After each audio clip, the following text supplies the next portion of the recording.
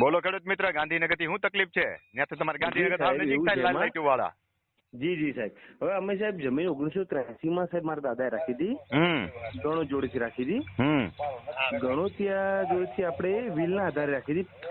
ન જ લેવાય ને, ગણોતિયો વેચી જ ન હોગે વિલના આધારે. પેલા ગણોતિયો અંદર દાખલ થવો જોઈએ 9 નંબરના ખરીદ સર્ટિફિકેટ થી. જેને માલિકી જ નથી એની પાસે તમે વેચાતો રાખો તો પૈસા પાણીમાં ગયા. એટલે સાહેબ ગણોત જોડે તો 10 વર્ષથી ગણોતના નામે જ જમીન હતી. તો ગણોતના નામે થઈ ગઈ તો એ કાયદેસરની માલિકીની જમીન થઈ ગઈ. પણ વિલના આધારે કેવી રીતે લ્યો તમે? શું થાવ?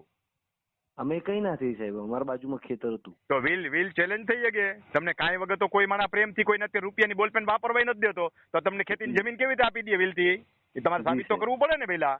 જી સાહેબ. કેવી રીતે મળી તમને વિલના આધારે? શું થતા હતા તમને? શેઠા પાડોશી ને એવો પ્રેમ ન ઉપજે. શેઠા પાડોશી પાડીને ગ્લાસે અત્યારે બેઠો છો નથી પાતો મને. હે તો ખેતીની જમીન તમને ક્યાંથી દઈ દે? કાંઈક તમે ખોટા છો. જો મારે એક નીતિમત્તાનો પ્રશ્ન હોય છે. મને છે ને ભગવાને એક શક્તિ આપી છે, સમજ્યા? એ સુવાસ અને ગંધની શક્તિ. મને ગમે ત્યાંથી ગંધ આવી જાય સામે વાળો માણસ કઈક ખોટો છે એમ. આખા ગુજરાતના ખેડૂતોને હું ઓળખું છું. એટલે તમારે જે ખરેખર પેટમાં દુખતું હોય સાચું મને પૂછો તો સાચા રોગની દવા આપીશ. જી સાહેબ. બાકી હું નીતિમત્તા છોડીને તો કોઈને જવાબ દેતો જ નથી. ના સાચી સાહેબ, સાચી. બોલો, હજી કઈ પૂછવું છે? ના સાહેબ, બહુ વિડીયો જોયા તમારા, ઘણા ટાઈમથી સાહેબ તમને ફોલો કરી છે. જો એક વસ્તુ સમજો કે વિલ થી મળી જવાથી વિલ થી મળી નથી જતું.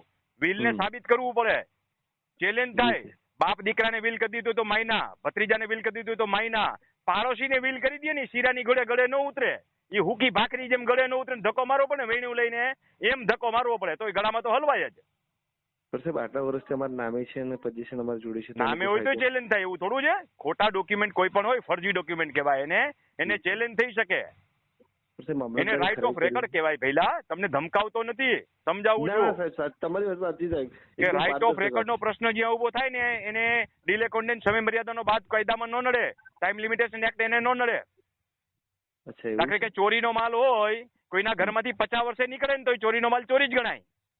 જી સાહેબ. પણ બિલ થી ખરીદેલું હોય સાબિત થાય તો એ માલિકી હક કહેવાય. એમ રાઇટ ઓફ રેકર્ડ જમીનમાં ગણાય. બાપ દાદા વખતથી જેની મિલકત હાલી આવતી હોય એનો રાઇટ ઓફ રેકર્ડ કહેવાય. જેને કોઈ પણ વસ્તુ ગિફ્ટમાં મળી હોય, વિલ થી મળેલી હોય, એ હયાત ધારણ કરતા એ સાબિત કરવું પડે કે આ ડોક્યુમેન્ટ સાચા છે અને મને લીગલ વે થી મળેલા છે, તો જ અધિકાર ઉભો થાય. નકર કોર્ટમાં નીકળી જાય. સમજાણું? કોઈ પણ વસ્તુ કાયદામાં છે ને આંખું બંધ કરીને ત્રાજવું ઉપાડેલું છે કાયદાની દેવીએ.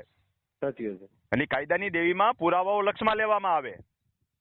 જો તમને હું ઓળખતો નથી, તમારી સામેવાળી પાર્ટીને ઓળખતો નથી, એટલે તમે માંથી બે માંથી એકની ઘરે હું ચા પાણી પીવા નથી આવવાનો.